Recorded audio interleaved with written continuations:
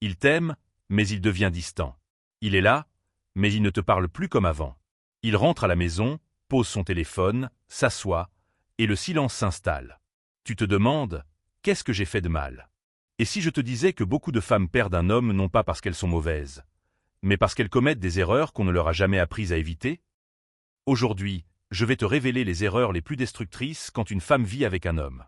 Des erreurs qui brisent l'amour, étouffent un homme, et finissent par tuer le couple. Reste jusqu'à la fin, car la dernière erreur est celle qui détruit le plus de foyers, sans bruit.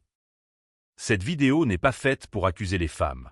Elle est faite pour ouvrir les yeux, pour sauver des relations, et surtout pour éviter des douleurs inutiles. Vivre avec un homme, ce n'est pas juste partager un toit. C'est partager un espace émotionnel, psychologique, spirituel. Et beaucoup de femmes entrent dans cette étape, sans mode d'emploi. Voici donc les erreurs à ne surtout pas commettre lorsqu'on vit avec un homme. Erreur numéro 1. Vouloir le changer après qu'il se soit installé. La première grande erreur, c'est vouloir transformer un homme après avoir emménagé avec lui. Scène réelle ou exemple de témoignage de la vie du couple Sarah et Marc.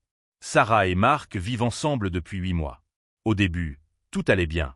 Mais petit à petit, Sarah commence à dire « Pourquoi tu ne t'habilles pas comme ça? Pourquoi tu ne parles pas comme le mari de ma copine? Pourquoi tu n'es pas plus ambitieux ?» Marc se tait, mais à l'intérieur, il se ferme. Un homme ne se sent pas aimé quand il sent qu'il est un projet à corriger.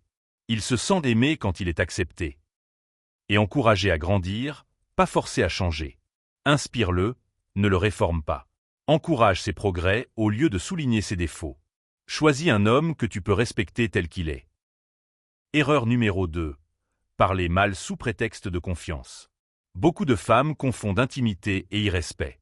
Les hommes n'aiment pas ce genre de paroles telles que « Tu es bête ou quoi? Tu ne réfléchis jamais. Si je ne fais pas les choses, rien ne marche ici. » Au début, l'homme rigole. Mais à force, quelque chose meurt à l'intérieur.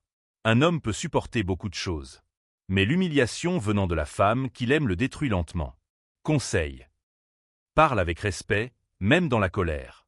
Critique un comportement, pas sa valeur. On construit ou détruit ton foyer. Erreur numéro 3. Vouloir contrôler au lieu de faire confiance. Où étais-tu? Avec qui? Pourquoi tu n'as pas répondu? Pourquoi ce message? Témoignage d'un couple. Nadine disait aimer son mari. Mais elle vérifiait son téléphone, ses horaires, ses fréquentations. Résultat, il a commencé à mentir. Pas parce qu'il trompait, mais pour respirer. Écoute ceci. Le contrôle étouffe l'amour. La confiance nourrit le respect. Un homme contrôlé devient soit distant, soit menteur. La confiance est un choix, pas une garantie. Erreur numéro 4. Se négliger parce qu'on est déjà en couple. Beaucoup de femmes arrêtent de séduire une fois installées. On constate que, avant, elles se maquillaient, riaient, prenaient soin d'elles. Après, plainte, fatigue, reproches, laisser aller. Sache que l'amour ne remplace pas l'effort. Un homme reste sensible à ce qu'il voit, ressent et vit au quotidien. La séduction ne s'arrête pas après l'installation. Reste une femme vivante, pas juste une colocataire. Erreur numéro 5, la plus dangereuse. Ne plus admirer son homme. Quand l'admiration disparaît, l'homme se vide. Témoignage réel de Jean et de sa femme. Jean disait ceci. Je travaillais, je faisais de mon mieux. Mais je ne me sentais jamais assez. Sa femme ne le félicitait plus. Ne le regardait plus avec fierté. Il était présent, mais invisible. Un homme peut vivre sans compliment du monde, mais difficilement sans l'admiration de sa femme. Fais ceci. Valorise ses efforts. Reconnais ses combats. Dis-lui quand tu es fier de lui. Pour conclure, je dirais que aimer un homme, ce n'est pas être parfaite. C'est être consciente. Ces erreurs ne font pas de toi une mauvaise femme.